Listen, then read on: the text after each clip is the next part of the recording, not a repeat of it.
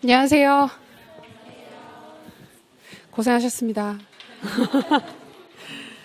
되게 오랜만에 보는 것 같죠? 그죠? 그 사이에 별로 오래 지난 것도 아닌데, 시험 치고 되게 오래 지난 것 같지 않으세요? 이틀밖에 안 지났는데.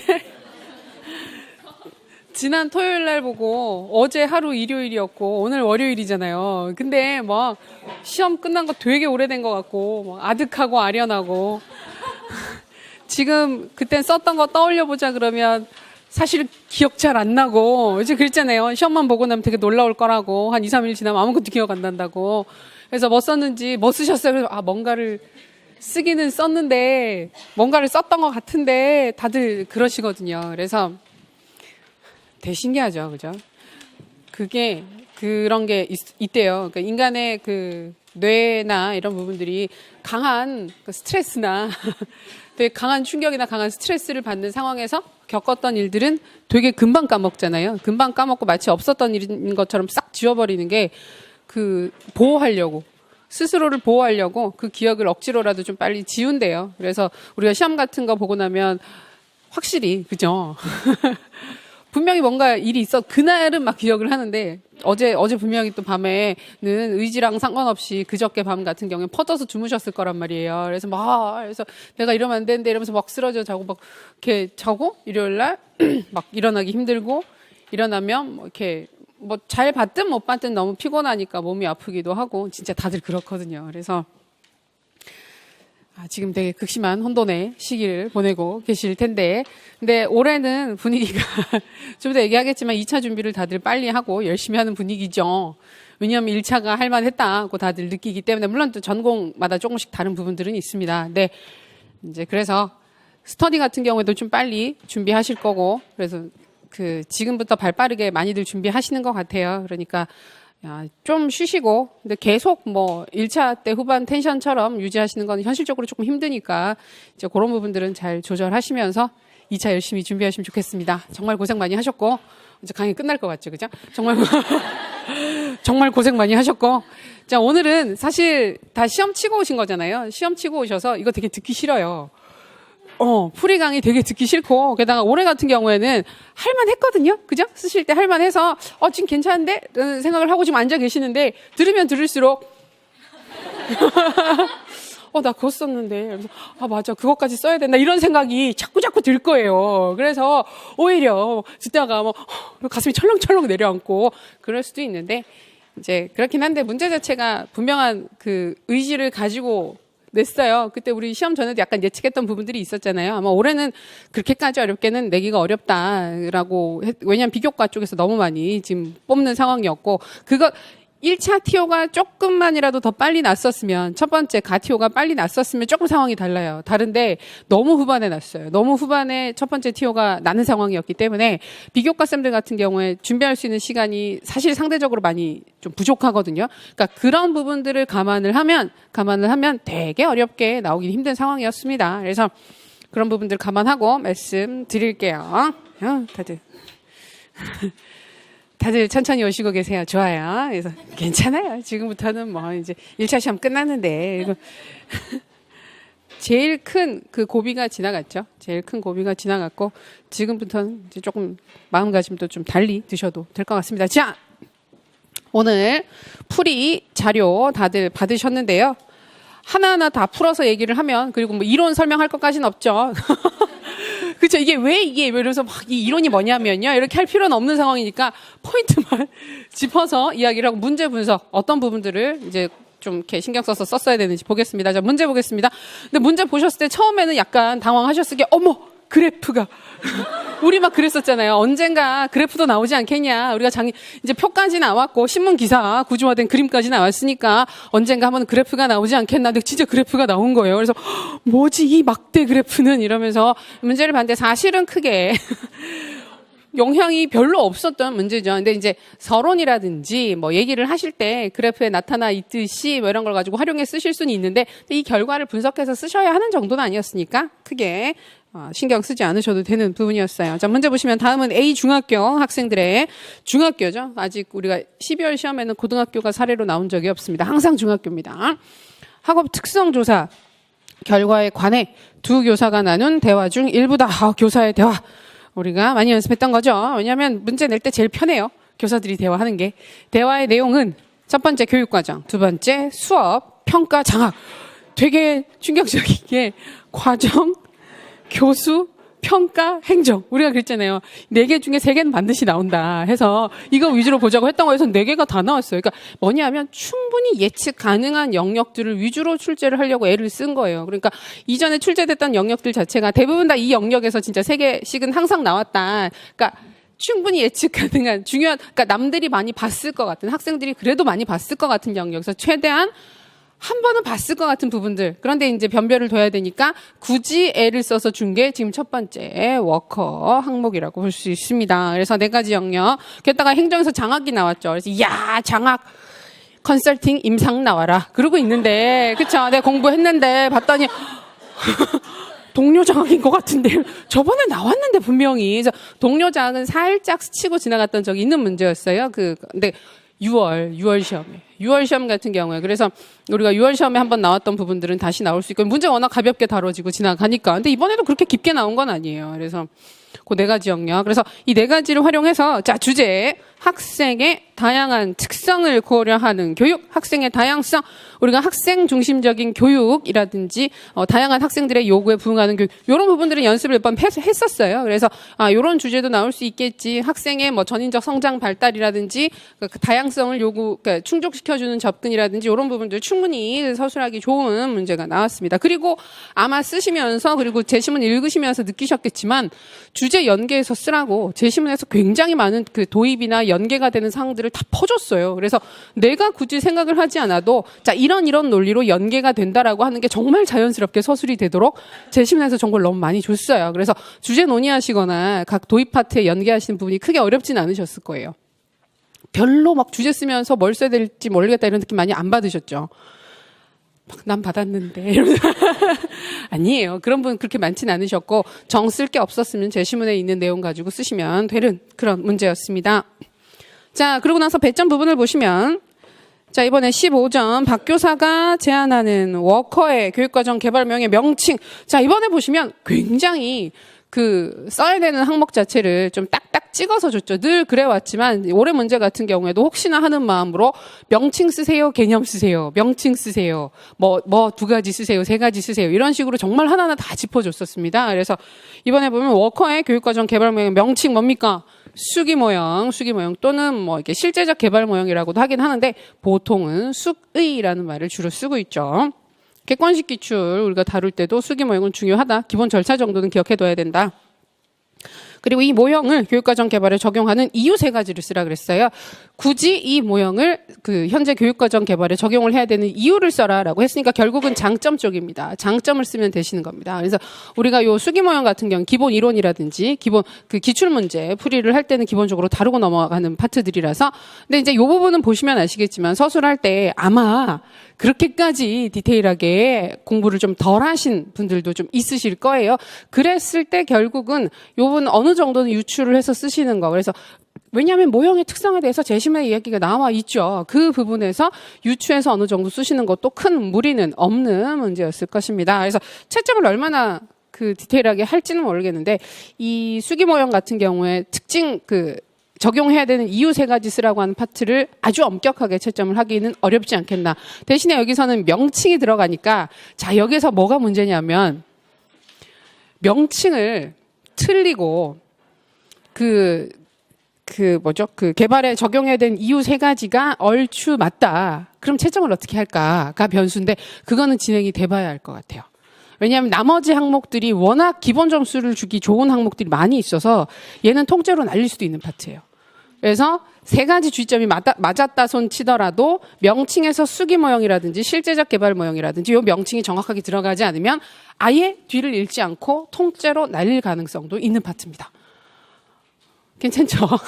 왜냐하면 문제를 아무리 봐도 변별을 하기가 좋은 항목이 몇 개가 있긴 있어요. 몇 개가 있긴 있는데 지금 워커 같은 경우에 약간 노리고 냈어요. 약간 노리고 내서 교육과정 개발 모형 중에서 모형들이 여러 개가 있죠. 여러 개가 있는데 그 중에서 일반 단위학교 수준에서 절대로 쓰지 않는 쓰기 어려운 모형이 워커의 모형이거든요. 이거보다 사실은 우리 많이 했었던 스킬백이라든지 이런 쪽으로 많이 가야 되고, 쌤들 후반에 위긴스와 맥타 열심히 봤는데 이럴 줄 알았으면 그 6개 목표 영 안 외우고 워커 한 번 더 벌고 이런 생각 들죠. 사실 그렇긴 한데 워커는 기본 모형이니까 정말 기본적인 수준에서, 그러니까 명칭을 정확하게 찾는 거에서 거의 요 문제는 그 판가름이 되지 않겠나 하는 게 첫 번째 항목이었습니다.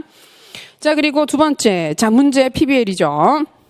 PBL, 그리고 문제 중심 학습이라고 정확하게 명칭을 주고 시작했습니다. 구성주의 안 본다고 하신 분들이 제법 있었어요. 어머, 어디로 갔어? 빨대가 쏙 들어갔어요. 작년에 그 조나쌤 문제 나왔으니까 설마 올해 구성주의 나오겠어? 이러면서 구성주의는 제끼겠다 생각하시고 안 보신 분들이 제법 있는데, 그럼 안 된다고 항상, 그쵸? 구성주의는 모른다고, 교수 방법 나오면 무조건 나올 수 있으니까 봐야 된다고. 그중에서 가장 중요한 건 PBL이니까 저희 또 PBL 같은 경우에는 찾아보니까 7, 8월에 한번, 그죠? 그 문제 성격이라든지 그런 걸, 문제 성격이란다. 그 문제 해결력의 성격이라고 해서 두 가지 측면 확인하고 했던 적이 있었는데요. 좀 많이 강조해서 후반부까지 그 문제 해결법이랑 연관해서 봤던 부분이죠. 그런데 PBL을 상대적으로 까다롭게 물어본 게 맞아요. 실제로 이번 4가지 영역 중에서 가장 까다롭게 물어봤던 파트는 PBL이에요. 교수 방법 쪽에서 가장 어렵게 문제를 물어본 건 맞습니다. 자, 요구사항을 보시면 PBL에서 학습자 역할 2가지, 학습자의 역할이 아마 이런 거 본 적이 없는데 라고 또 생각을 하셨겠죠. 근데 우리가 PBL 공부를 하셨으면 학습자가 결국 PBL 그 교수 과정에서 어떠한 활동들을 하는지를 떠올리시면서 답을 쓰시면 되는 부분이었습니다.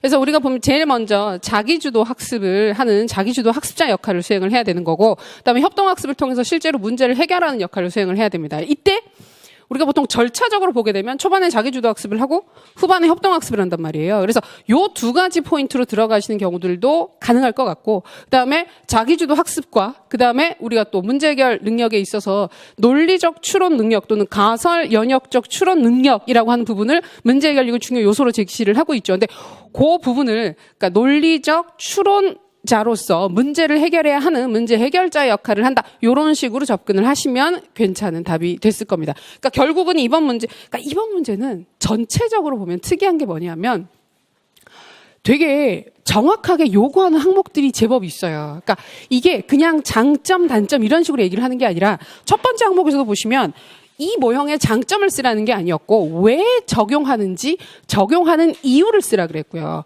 두 번째 PBL 같은 경우에도 학습자가 무슨 역할을 하는지를 쓰라 그랬어요. 그래서 이런 방향을 맞춰주는 게 되게 중요한 거예요. 그러니까 이런 점에서 좋아요가 아니라 학습자는 이런 역할을 해요. 이런 역할을 해요. 내가 알고 있는 사항들을 활용을 해서 문제에서 요구하는 포인트에 맞춰서 정확하게 써주는 거, 방향성에 맞춰서 써주는 거, 그 부분이 사실은 조금 중요하게 채점이 되지 않겠나 싶습니다. 그게 조금 특이해요. 예전에 비해서 요구하는 항목 하나하나가 조금 그러니까 일반적인 서술 방식이랑은 좀 다른 방식으로 요구를 하는 파트들이 있어서 그걸 조금 신경 쓰셔야 될 것 같다. 그리고 두 번째 보시면 PBL에 적합한 문제의 특성, 이건 뭐 편안하게 쓰셨죠. 비구조화된 실제적 문제. 그리고 또 주의해야 될 게 뭐냐면 그 특성이 주는 학습 효과를 쓰라 그랬어요. 즉 뭐냐면 PBL이 학습 효과를 쓰라는 게 아니에요. PBL이 왜 좋은지를 쓰라는 게 아니고 바로 그렇게 비구조화된 실제적 문제가 학습에 어떤 긍정적인 영향을 주느냐를 쓰라는 거예요. 그러니까 이런 포인트들이 자칫 놓치고 지나가면 내가 외웠던 부분들이 있잖아요. PBL 하면 장점 이런 게 있지, 단점 이런 게 있지. 이런 식으로 접근을 하게 되면 비슷한 얘기를 썼는데 그 포커싱이 잘 안 되는 거예요. 문제에서 요구하는 답에 정확하게 들어맞지 않게 서술이 될 수 있는 파트들. 그래서 그러니까 이번 문제가 재작년 문제하고 굉장히 패턴이 비슷한 게 쓸 때는 굉장히 잘 써요. 그래서 이야, 다 알겠는데? 이러면서 만점 아니야? 이러면서 막 쓰는데 나중에 결과가 나와보면 미묘하게 그런 방향성이 정확하지 않다든지 왜 그렇게 됐을까를 고민을 해보면 점수 조절하기가 굉장히 쉽습니다. 그러니까 채점을 할 때 그 전체적으로 잘 쓸 거거든요. 지금 분위기를 보면 넓게 채점을 하면 끝이 없어요. 이게 지금 관대하게 채점을 하면 점수가 끝없이 올라갈 수 있는 시험이에요. 그래서 그럴 수도 있지만 약간 조절이 필요하다 싶으면 전공으로 변별을 하고 싶을 것 같아요. 그래서 지금 전공 문제 같은 경우에도 평소에 좀 어렵지 않았던 A형이 상대적으로 어렵다든지 혹은 전공들에 따라서는 B형이 좀 더 어려울 수도 있지만 많은 전공들이 전체적으로 B형보다 오히려 A형 쪽에서 조금 어렵다. 근데 A형이 B형보다 채점하기가 쉽지 않아요. 그쪽에서 변별을 주고 싶은 거예요. 그래서 그런 의도가 조금 보이는 부분이라 이것도 채점 진행을 사실은 봐야 좀 알 수 있을 것 같아요. 알 수 있을 것 같아요. 그런 부분들은. 그래서 아무래도 내가 보통은 예상했던 것보다는 점수가 조금 더 빠진다고 보는 게 이번 시험, 교육학 같은 경우에는 조금 안전하지 않겠나 미리 예측을 할 때 그렇습니다. 그래서 이런 부분들이 두 번째 파트에서 확인이 되고요. 그다음에 세 번째 박교사가 제안하는 평가 유형의 명칭. 이거 너무 쉬웠죠. 이것도 한번 나왔던 거 6월 시험에 한번 나왔어요. 그래서 설마 그걸까? 이렇게 해서 준거 지향평가, 준거 참조평가, 그다음에 거기서 또 여기 보면 개인차에 대한 걸 물어보죠. 그러니까 제법 기본적인 사항들을 디테일하게 물어봤어요. 개인차에. 우리가 개인차 할 때 능력에 있어서 개인차가 나타나는데 절대평가, 준거지향평가 같은 경우 개인차는 속도의 차이로 본다라고 해서 기본적으로 확인하고 넘어가는 부분이죠. 그래서 학습의 속도의 문제다. 누구나 다 학습을 할 수 있는데 거기에 걸리는 학습의 시간의 차이가 있는 것이다라고 하는 속도로 찾는 게 일단 이 문제에서 요구하는 방향성이다. 그리고 김 교사가 제안하는 두 가지 평가 유형의 개념, 이거 좋죠? 문제에서 능력 참조 평가, 성장 참조 평가, 우리 이거 많이 연습했더라고요. 우린 명칭까지 찾아 쓸 수 있었는데 여기서는 그냥 명칭을 주고 명칭을 쓰라 그랬으면 훨씬 더 많이 틀렸을 텐데, 그죠? 근데 개념 이거 거의 틀리진 않을 거니까 그래도 틀리겠죠.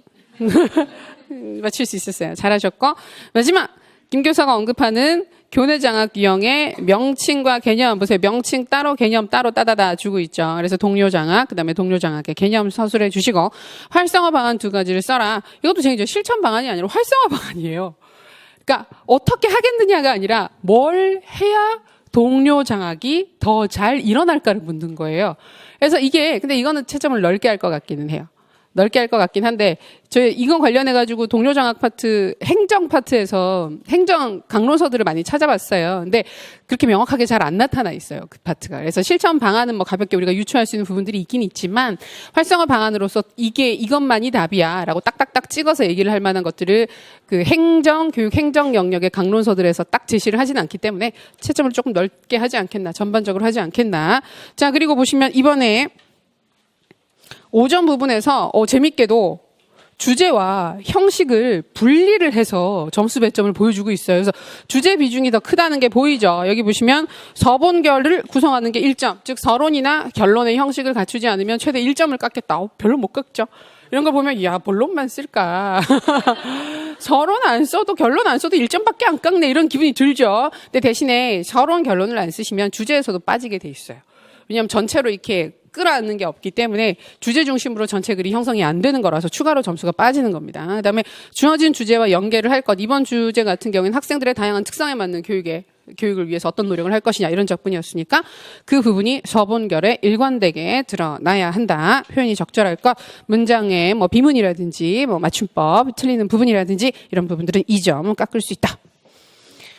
그래서 그래도 점수 자체는 조금 작년보다는 다들 오를 수도 있겠다 싶기는 한데 나와봐야 할 것 같아요. 상대평가라서 채점이 얼마든지 그건 할 수 있으니까.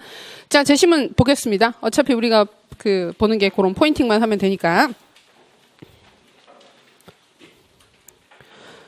자, 박교사 얘기를 합니다. 박교사와 김교사 두 교사가 이야기를 하고 있죠. 먼저 그래프를 보시면요. 오른쪽에 그래프를 보시면 여기 지금 A중학교 학생들의 학업적 특성입니다. 학업 성취 부분과 학습 흥미 부분, 수업 참여 부분이라고 해서 성적, 그다음에 동기, 수업 요 세 가지 부분을 보여주고 있어요.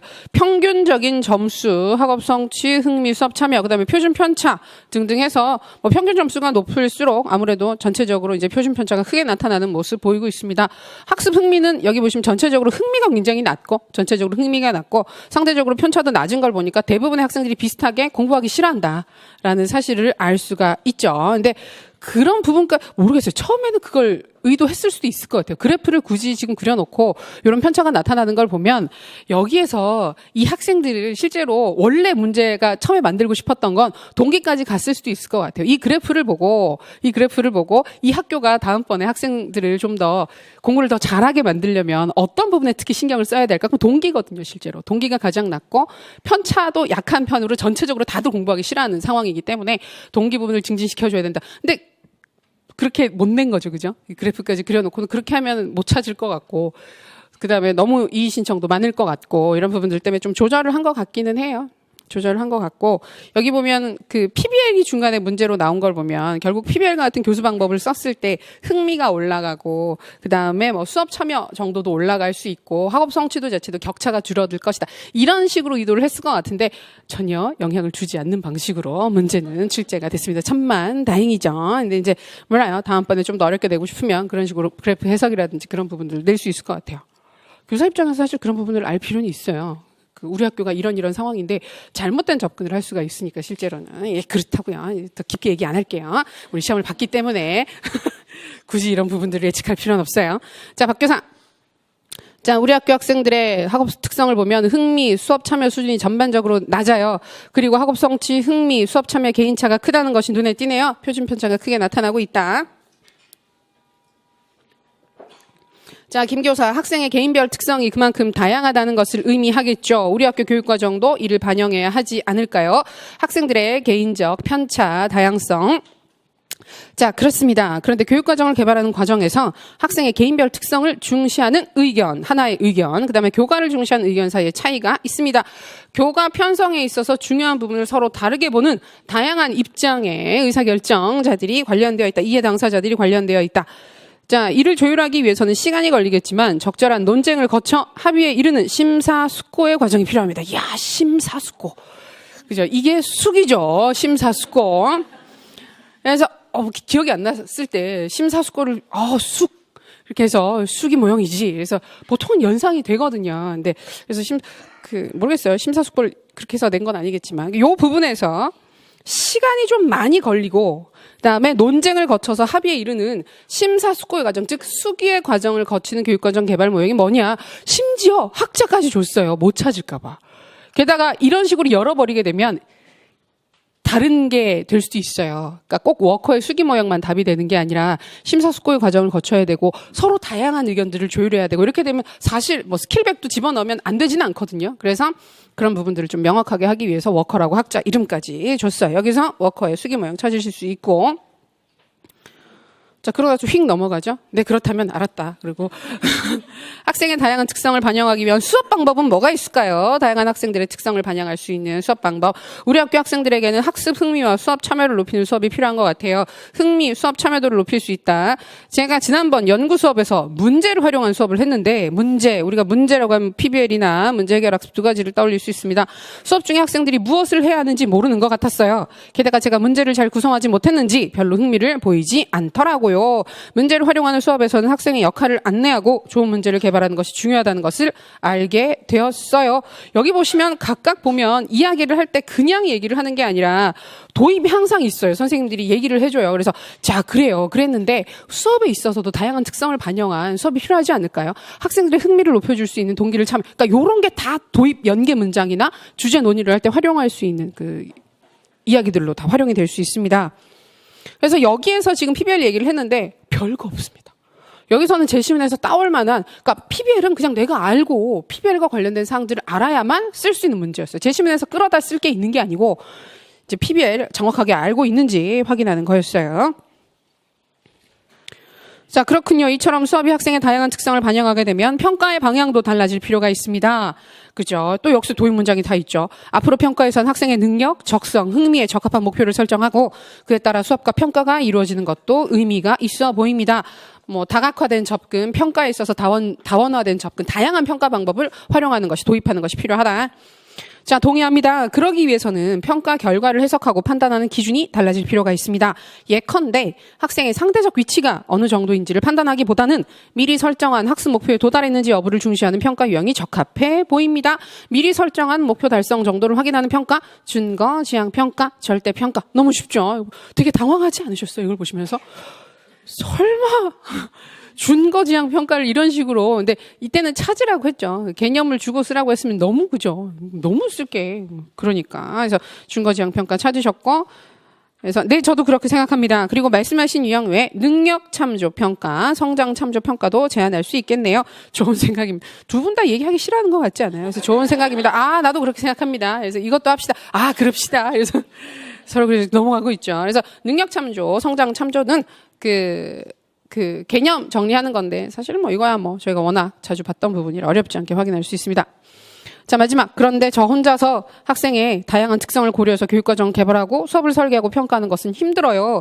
선생님과 저에게 이 문제가 공동의 관심사이니까 여러 선생님과 경험을 공유하고 협력해서 피드백을 주고 받는 것이 좋겠어요. 이거 교내 장학의 유형으로 찾아라. 동료 장학 너무 찾기 쉽죠. 그리고 항상 우리가 장학 쓸 때는 장학은 항상 마지막 파트의 문제로 출제를 하잖아요. 4개가 있으면 마지막 파트 장학을 출제를 하고 결국 뭐로 이어집니까? 전문성 신장이거든요. 앞에 것들을 다 하려면 교사 입장에서 전문성 신장이 필요한데 여기서는 혼자 하기 힘드니까 다른 동료 교사들과 함께 노력을 하면 전문성 신장이 좀 더 쉽게 되고 결국 학생의 다양성을 고려할 수 있는 수업을 할 수 있지 않겠나 이렇게 들어가는 거죠. 항상 그러니까 요건 요 스토리대로 우리가 연습을 많이 해가지고 그 논의하시거나 정리하시는데 큰 어려움은 없었을 겁니다. 그래서 동료 장학 찾으시고 활성화 방안까지 들어가면 되는 거죠. 그러니까 문제 분석 굉장히 어렵지 않고 막 술술 읽히고 시간이 별로 부족하지 않으셨을 거예요. 지금 보니까 그러니까 이번 문제에서 제일 안타깝게 시간이 소요되거나 그런 경우는 그러니까 워커의 모형 이름이 생각이 안 났을 때예요. 안 났을 때 봤는데 뭐 있는데 그거 이름 이상한 거 있는데 그래서 그거까지가 문제였던 거고 그 고비만 사실 크게 겪지 않으시고 넘어가셨으면 나머지는 절대 시간이 모자란 그건 아니었어요. 오히려 쓸 게 많아가지고 여기서부터 어디까지 써야 될까 대신에 요구하는 부분들을 명확하게 제시를 해줬기 때문에 과하지 않게 쓰시는 게 조금 중요한 부분이었을 것 같아요. 자, 그래서 3페이지를 보시면 우리가 지금 얘기했던 부분들 정리를 해놨습니다. 비슷한 형식은 그대로 나왔죠. 그래프는 있었지만 큰 상관은 없었다.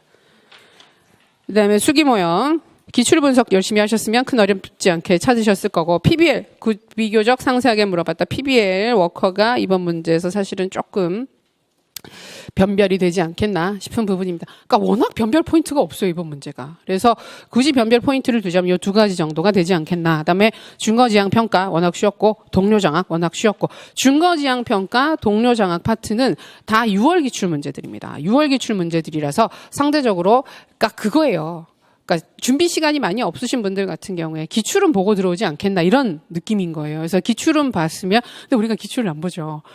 보시더라도 가끔 보면 기출을 봐서 기출을 제외하려고 본다 하시는 분들이 있단 말이에요. 기출은 빼고 보겠다고. 근데 안 된다고 이제 우리 시험도 제법 그 몇 번 진행이 돼가지고 다시 그 비슷비슷한 영역들에서 반드시 낼 수가 있거든요. 그래서 기출 파트 2가지 잘 보셨으면 풀 수 있는 부분이었습니다. 전반적으로 채점 요소를 더욱더 분명히 했고 해마다 이건 나타나는 특성입니다.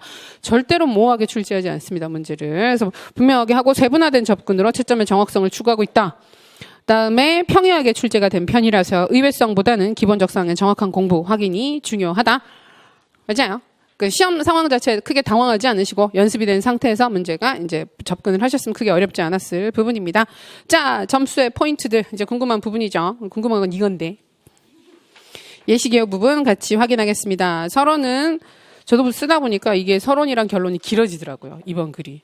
그리고 분량 문제인데요. 이번 글은 제대로 포인트 잡아서 쓰셨으면 분량이 안 길어도 됩니다. 그리고 안 긴 게 사실은 맞는 글입니다. 그렇게 쓸 게 많이 없는 글이었습니다. 그래서 분량 때문에 나 다 썼는데 분량이 한 페이지를 넘지 않았다. 나름대로 키워드 다 썼다고 생각 정상입니다. 그래서 정상이기 때문에 또 그럼 또 걱정을 하세요. 난 너무 많이 쓴 것 같은데. 2페이지가 괜찮아요. 포인트만 앞부분에 드러났으면 무리 없으시니까 너무 염려하지 않으셔도 됩니다. 자, 서론은 좀 쓸 게 있었으니까 쓰시면 되고. 자, 워커 모형 부분 보시면 수기 모형 혹은 실제적 개발 모형 명칭 서술하시는 게 1점 들어갑니다. 그리고 그거 단계를 써야 되느냐. 그쵸. 워커 모형의 수기 모형에서 토대 다지기부터 시작을 해서 수기, 그 다음에 그 설계 과정 3단계를 써야 되느냐 궁금하실 수 있는데 써도 되고 안 써도 됩니다. 근데 쓰실 때 명칭 쓰는 부분에 이 3단계를 쓰는 거는 점수에 들어가지 않습니다. 그러니까 요 3단계 자체가 배점에 포함되는 건 아니고 이걸 쓰시면서 그러니까 굳이 쓰실 때 그 부분이 있잖아요. 왜 써야 하느냐, 왜 워커의 모형을 현재 교육과정 개발에 활용을 해야 되느냐를 쓰시면서 토대 다지기라든지 수기 이야기를 하시는 건 정상입니다. 그건 괜찮은데 그냥 나는 단계를 안 썼어 어떡하지? 단계를 쓰지 않아서 틀리지 않았나? 그럴 만한 부분은 없습니다. 문제 자체가 요구하는 건 명칭이었고요. 정확하게 명칭을 쓰는 게 중요했고 그 다음에 그 활용 가능성, 왜 써야 되는지를 얘기를 할 때는 세 가지 단계를 활용을 해서 얘기를 하시는 것도 큰 무리가 없습니다. 그래서 교육과정 개발에 적용해야 되는 이유 포인트를 보시면 교육과정 개발에 굉장히 실제적이고 현실적인 측면을 고려한 모형이라 현실적 적용 가능성이 높다. 적용 가능성이 높다. 실제적이다. 우리가 실제적이다라고 하는 걸 워커 모형의 특성으로만 얘기를 하죠. 그 다음에 그렇기 때문에 다양한 상황에 맞는 교육과정 개발이 가능하다. 그리고 다양한 이해 당사자들을 합의에 이르게 하여 교육과정에 대한 만족감을 증진시킬 수 있다. 그러니까 서로 다른 의견을 가지고 있는 그 교육에 대한 서로 다른 관점을 가진 사람들을 토론하게 하고 그다음에 서로 다른 의견을 그러니까 이거를 요 부분 제가 이렇게 썼는데 요런 접근이 아니라 토대 다지기와 수기의 과정을 활용을 해서 쓰시는 것도 문제가 없다는 거예요. 그래서 서로 다른 의견을 확인을 한다. 그것 자체가 서로 다른 입장 차이를 확인할 수 있고 그걸 통해서 입장 차이를 확인을 해서 합의에 이르게 되면서 모두가 만족할 수 있는 교육과정을 개발할 수 있고 그것에 근거를 해서 교육과정 질을 높일 수 있기 때문에 이 교육과정을 써야 된다. 이렇게 들어가시는 것도 큰 무리는 없습니다. 결국은 세 단계 절차가 있기 때문에 그 절차적으로 들어가시는 것도 괜찮고 그다음에 그 일반적인 특성에 근거를 해서 장점에 근거를 해서 서술을 해주시는 것도 큰 무리가 없다. 자, 주제 논의 큰 무리 없죠. 위에서 얘기했던 게 사실 약간은 반복될 수 있습니다. 그래서 서로 다른 입장을 고려할 수 있는 학교 상황에 맞는 교육과정 개발이 가능하기 때문에 괜찮다. 얘기해 주시면 되고. 그러니까 이거는 포인트는 뭐냐면 그래서 이 모형을 썼을 때 수기 모형을 썼을 때 우리 교육과정 자체가 좀 더 질이 높아지게 되고 다양한 필요나 요구에 부응할 수 있는 교육과정 개발이 가능하다. 이런 식으로 모으면서 포인트들을 제시해 주시면 되는 부분입니다. 그다음에 두 번째 PBL 학습자 역할 두 가지 쓰는 거 아까 말씀드렸던 거 첫 번째 자기주도적 학습자의 역할 문제 해결에 필요한 지식을 스스로 찾아서 학습할 수 있는 공부할 수 있는 자기주도적 학습자의 역할을 수행해야 된다. 포인트는 학습자가 이런 거 저런 역할을 해야 된다. 학습자가 이런 역할을 수행한다. 이런 쪽으로 그 답이 서술이 돼야 된다는 거예요. 그다음에 두 번째 협동학습과 그다음에 논리적 추론을 통한 문제 해결자의 역할을 수행을 해야 한다. 그러니까 이거는 제가 다 묶어놓은 거예요. 협동학습자라고 하는 역할은 우리가 잘 얘기를 하지 않죠. 그런 역할은 없잖아요. 그러니까 왜냐하면 어떤 단계에 걸쳐서 어떤 활동을 하느냐를 물어봤으면 자기주도 학습을 하고 협동학습을 한다. 그러면 돼요. 근데 역할이잖아요.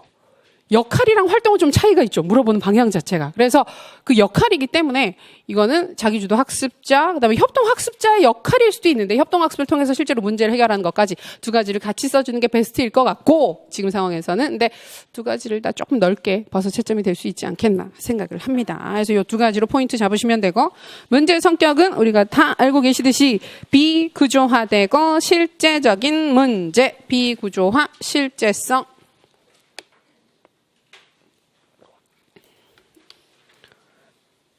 PBL에서 비구조화된 문제라는 키워드가 워낙 중요합니다. 비구조, 쉽게 해결할 수 없는 단 하나의 해결책을 가지고 있지 않은 비구조화된 문제, 그다음에 아주 실제적 맥락과 상황에 부합하게 되는 실제적인 문제 같이 써주시면 되고 자, 그래서 그것이 가진 학습의 효과 비구조화되고 실제적인 문제의 효과 실제적 문제 해결력에 대한 증진 그리고 전이가 증진될 수 있다. 또는 학습에 대한 동기가 올라갈 수 있다. 문제에서 보면 동기가 낮다는 걸 얘기를 계속 하고 있죠. 그래서 근데 그 동기가 높아지는 것도 그냥 높아지는 게 아니라 실제적 문제를 줬기 때문에 문제의 실제성, 맥락성이 올라가면서 동기가 올라간다. 자, 두 가지 다 괜찮다고 봅니다. 자, 주제 논의는 학습자 중심적인 교육 방법, 구성주의 PBL 같은 경우에 특히 학습자 중심적인 접근이라서 그런 효과성이 높다. 얘기해 주시면 되겠고 자, 이제 평가 부분. 명칭은 준거 참조, 준거 지향, 절대평가. 다 괜찮고요. 개념 쓰라고 안 했죠. 이 부분은. 안 쓰셔도 돼요. 쓰라고 안 한 건 실제로 안 쓰셔도 돼요. 자, 개인차에 대한 교육적 해석. 개인차는 학습 과제를 끝내는 데 소요되는 시간의 차이다. 학습 속도의 차이다. 즉, 누구든지 그 충분한 시간을 들여서 학습을 하게 되면 그 단계에 도달할 수 있다. 이게 발달적 교육관이거든요. 발달적 교육관에 근거를 한 접근이기 때문에 발달적 교육관에 근거한 개인차는 속도의 차이다라고 얘기를 하는 거. 그런 논리 다 괜찮습니다. 포인트는 속도의 차이. 그다음에 능력 참조, 능력에 비추어 얼마나 최선을 다했느냐, 능력을 발휘하였느냐. 제가 요거를 지금 볼드 처리를 했는데 하나도 안 보이네요. 복사를 했더니. 그죠? 두껍게, 그러니까 키워드 같은 경우에 지금 두껍게 처리를 했거든요. 티가 하나도 안 나네요. 충격입니다. 성장 참조 평가 얼마나 성장했느냐. 그다음에 초기 능력 수준에 비추어 얼마나 능력의 향상을 보였느냐. 요게 키워드가 될 수 있습니다. 자, 그다음에 동료 장악 찾으시고 이거는 개념을 쓰라 그랬어요. 동료 장악 개념을 쓰라고 했기 때문에 아래쪽에 있는 부분들. 근데 이거는 뭐 어렵지 않은 개념이니까. 그다음에 개념은 많이 외웠죠. 그리고 의외로 동료 장악 같은 게 이것도 문제 저희가 그러니까 결국은 보니까 저희 그 모의고사 문제로 푼 거는 워커는 안 풀었어요, 사실. 제가 워커는 나오겠나 싶어서 문제 풀이할 때는 문제로는 풀었지만 모의고사에는 굳이 넣지 않았었거든요. 근데 워커를 빼곤 다 문제로 다뤘어요. 모의고사 문제에서 다 다뤘던 파트들이라서 비교적 세부적으로 다뤘던 부분들이라서 이 해당 그 동료 장악 같은 경우에는 개념 부분까지 그다음에 전체적으로 확인을 했던 항목이었습니다. 자, 개념 확인하고 활성화 방안 보겠습니다. 이게 조금 갈릴 수 있을 것 같은데 구체적인 실천 방안을 쓰시는 것도 나쁘진 않을 것 같아요. 그러니까 그 부분을 어느 정도는 이렇게 넓게 봐줄 것 같기는 한데 포인트는 그것 전에도 개방적이고 자율적인 학교 분위기 형성, 민주적 학교 풍토 있죠. 그런 부분들 다 괜찮습니다. 그다음에 학습 조직의 적극적 활용. 이건 조금 더 구체적이죠. 교사 협의회를 장려한다. 교사 간 의사소통을 장려한다. 교사 간 비공식 조직을 활용한다. 이게 지금 저도 이걸 보면서 고민을 조금 했던 게 동료 장악 부분 보니까 예전에 나왔던 기출들, 행정 파트에서 나왔던 기출들을 보시게 되면 학습 조직 이야기가 나왔었고 그다음에 비공식 조직도 이야기가 나왔었죠. 그 부분들을 가지고 쓸 수 있도록 약간 문제 자체를 포인팅을 한 것 같다는 느낌을 받았어요. 그러니까 굳이 활성화 방안을 왜 쓰라고 했을까? 그러니까 구체적인 실천 방안이 아니라 활성화 방안이라고 얘기를 했었을 때는 이전에 기출이랑 연계를 해서 조금 더 쉽게 너무 과한 생각일 수도 있는데요. 지금 보면 비공식 조직이나 학습 조직 얘기를 했었을 때 그게 다 그 동료 장악을 활성화시키기 위한 구체적인 방안으로 얘기가 될 수 있는 부분들이거든요. 그래서 그런 쪽으로 약간 유도를 하지 않았나 하는 생각을 합니다. 그래서 그렇게 정리해 주시고 주제 논의는 이번 문제에서도 계속 얘기를 하고 있지만 이 다양한 특성들을 고려하기 위해서는 교사가 신경 써야 될 항목들이 워낙 많고 그런 부분들을 다 주의해야 되기 때문에 교사 전문성 시장이 필요하다. 그래서 함께 관심 있는 교사들끼리 그 주제 논의 파트는 사실은 재심내에 있는 내용들을 가지고 와서 조금 말만 바꿔서 문장만 바꿔서 서술을 하시면 정말 큰 무리 없이. 그러니까 주제 논의 파트가 워낙 다들 힘들어하고 근데 형식적으로는 갖춰 써야 되는 부분이고 이걸 뺄 수는 없어요. 뺄 수는 없는데 워낙 힘들어하니까 최대한 쉽게 쓸 수 있는 방법이 뭘까 해서 재심에서 키를 좀 많이 주고 연계를 해서 서술을 하게끔 한 부분인 것 같습니다.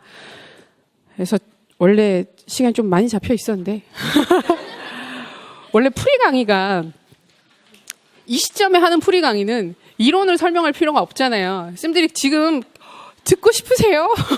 자, 동료 장악에 이래서 전혀 안 보고 싶어요. 그래서 뭐가 왜 답이 되는지 어떤 부분은 어느 정도 스펙트럼으로 답이 될 수 있는지를 확인하는 부분인데 그래서 이번 문제는 크게 그 포인트를 잡아보면 이런 정도로 확인을 할 수가 있고 그 상태에서 보게 되면 의외로 이제 우리가 부분 점수를 줄 수 있는 부분이 있고 줄 수 없는 부분이 있는데 우리가 지난번에도 봤었죠.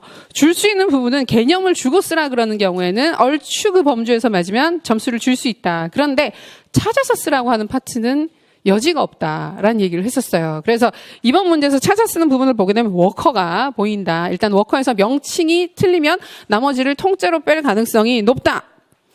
그 다음에 마찬가지로 지금 또 보이는 게 평가 유형에서 먼저 그 준거 지향 평가인데 준거 지향 평가. 근데 이건 틀린 사람이 거의 없을 거니까 틀리면 개인차에 대한 해석이 맞아도 이건 점수를 안 주는 게 맞아요. 그거는 애초에 그 명칭 자체가 틀리면 안 주는 게 맞고 대신에 성장 지향과 능력 참조는 따로 볼 거예요.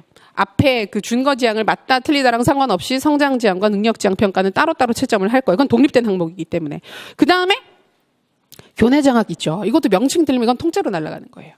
당연하지만. 근데 동료 장악 같은 경우에 동료 장악이라고도 얘기를 하고, 그 다음에 협동 장악이라고도 드물게 부르고 있습니다. 그래서 그 범주 내에서 쓰셨으면 큰 무리 없지 않겠나. 진짜, 나와봐야 아는데. 오히려 작년보다 작년은 시험을 보고 났을 때, 올해는 채점이 몇몇 부분은 확실히 느슨하게 이루어질 것 같다라는 느낌이 드는 파트가 분명히 보였어요. 근데 이번 문제는 진짜 나와봐야 할 것 같아요. 그래서 점수가 실제로 내가 썼던 거 하고는 조금 느낌이 다를 수 있을 거니까 너무 충격은 아니고 다들 잘 보셨겠지만 채점 진행이 굉장히 궁금해지는 시험이다. 근데 그 방향 자체는 우리가 요 정도로 잡을 수 있으니까 요 방향으로 이제 점수를 대략 예측해 보시면 되지 않겠나. 금방 나오니까 저희 이제 1차 발표는 금방 나오니까 그렇게 준비하시면 될 것 같습니다. 생각보다 조금 빨리 너무 빨리 끝났는데 저도 그 시험 전에 시간을 잡은 거라서 1시간 네? 질문은 이거 촬영 끝나고. 촬영해서는 안 들어가니까. 그래서 요 정도 하고 직업군 쌤들은 질문 받도록 하겠습니다. 정말 고생 많이 하셨고요. 그 시험은 일단 봤잖아요. 1차 시험은 본 상태고 교육학 전공 다 내 손을 떠났어요.